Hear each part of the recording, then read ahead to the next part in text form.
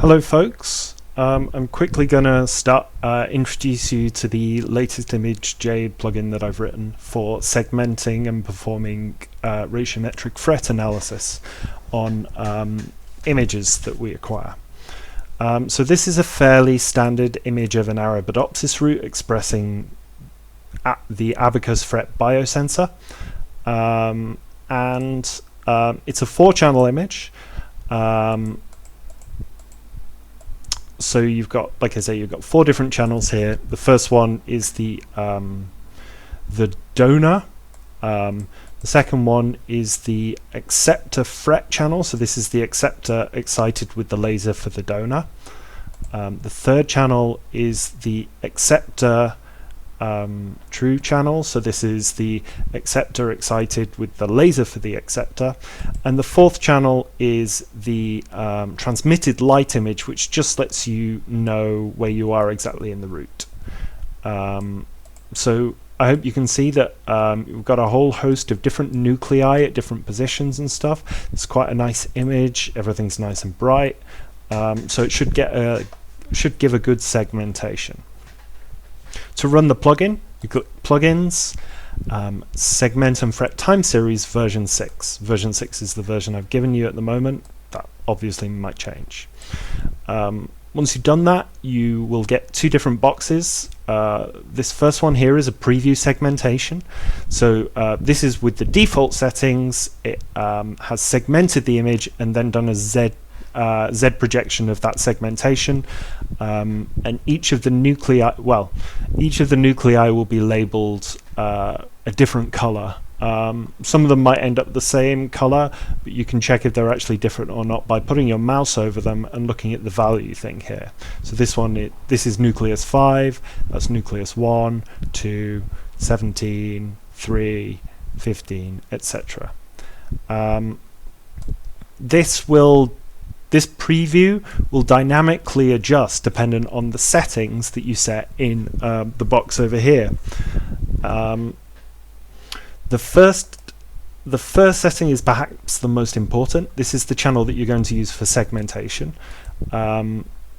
It's currently set for the acceptor channel excited with its own laser. But you could just as easily segment on channel 2, for example, and it would still give, like, even though this isn't as bright or clean an image, it still gives a very good segmentation. And you can likewise do the same on channel 1, and again, that's still a pretty good segmentation. But you're going to get the best segmentation with the brightest channel, as you might expect. You can then also set your channels for donor, your channels for acceptor fret, and your channels for acceptor for the downstream analysis. Like I said, this is automatically being generated, and what the plugin does is it uses various pre-processing filters, and then it uses an auto thresholding method. And the one it uses as default is Otsu. This is a very good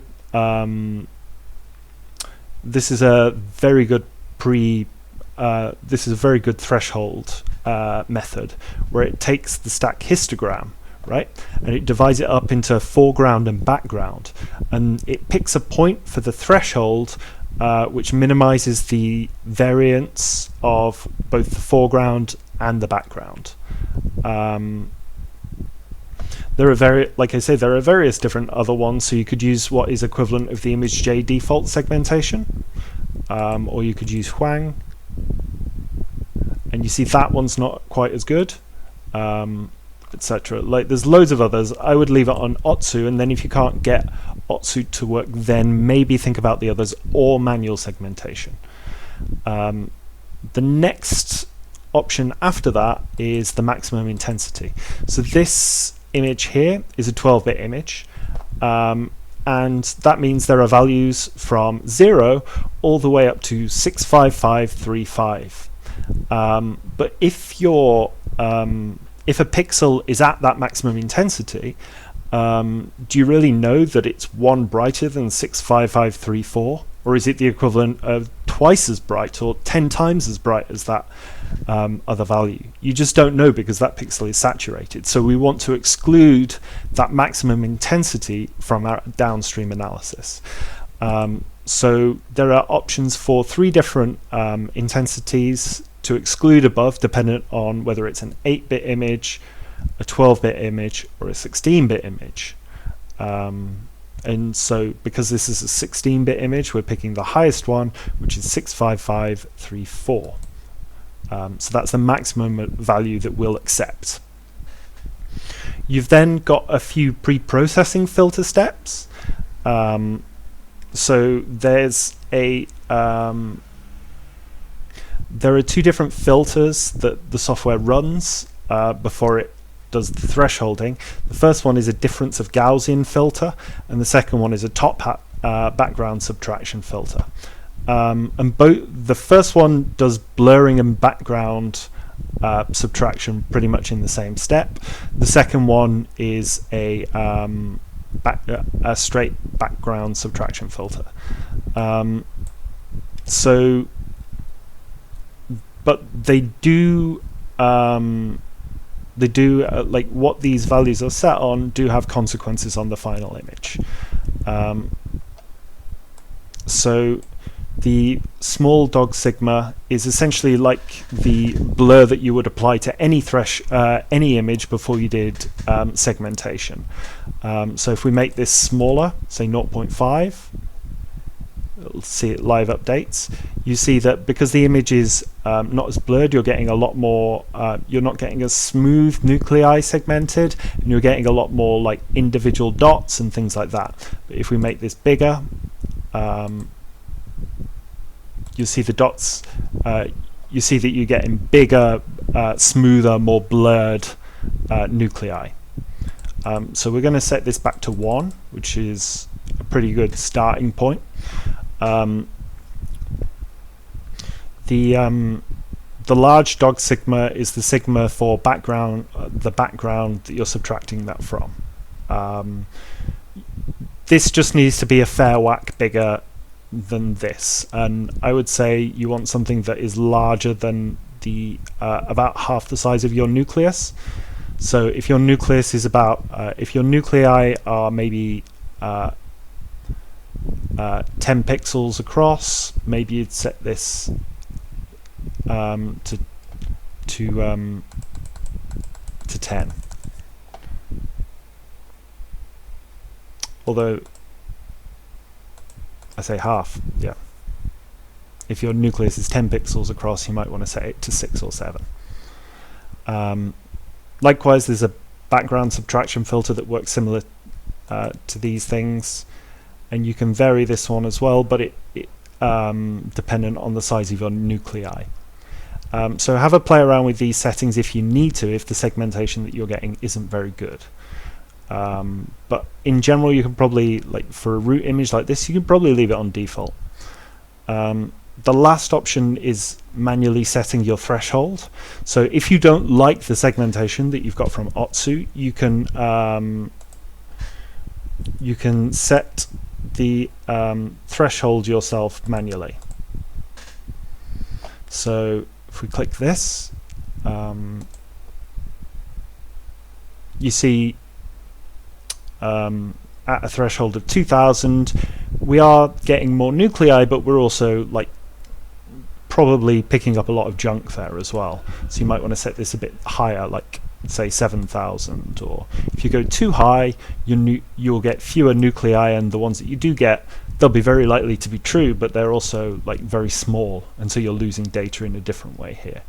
So you might set this to say 6000 or like 10,000 for this image, somewhere between those two.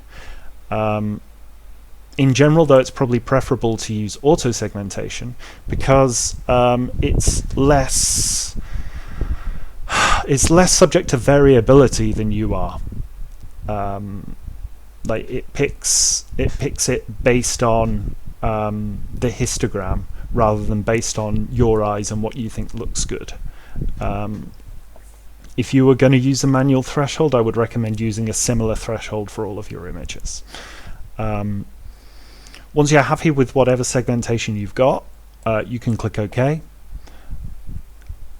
and then you'll get a whole bunch of images out. The various different images here, I'm just going to separate them all out so you can have a look at them. This one here is probably the one you're most interested in.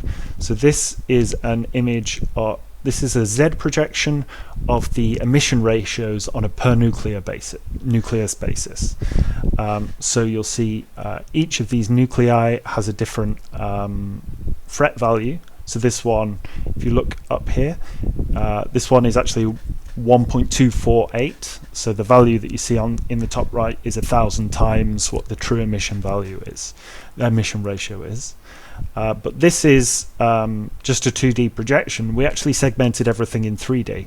So we've got the 3D data set here, so you could then look through this and find individual nuclei, or look at in specific slices or whatever.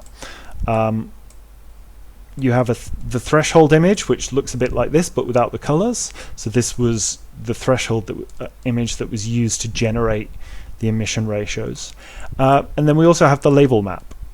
So you'll see every different nucleus has a different color here, and these colors all represent different numbers. So if we look at this pale green nucleus, look over here for the value, you'll see that this is nucleus 251, right?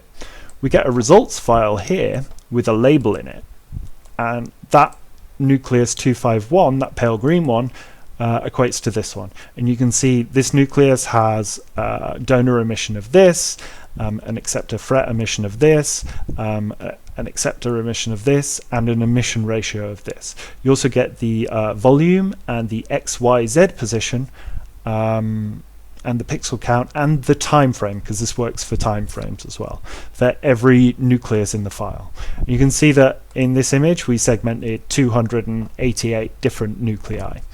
I also put the file name in here so that there's traceability in case you end up combining data sets, so that you can separate out each one by image. So yeah, hopefully you can see that this works much faster than Imaris, in that the auto segmentation is very good and you can alter everything dynamically in a much faster way. So if we just click plugins, segment and FRET time series, you can look at that and you can say, okay, that's a fairly nice segmentation of this image, that'll do, and you can just click OK, and within 3 seconds you've got all of the data that you need to do the processing. You can save these. I've got a separate plugin for saving all of these image files, which I can provide to you. And again, you can you've got all of your data in a nice data file here that you can use as well.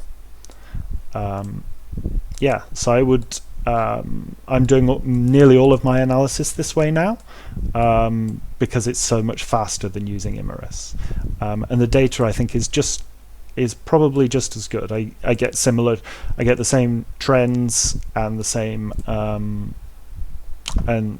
changes and stuff like that as what I see with Imaris, but it's saving me a lot of time.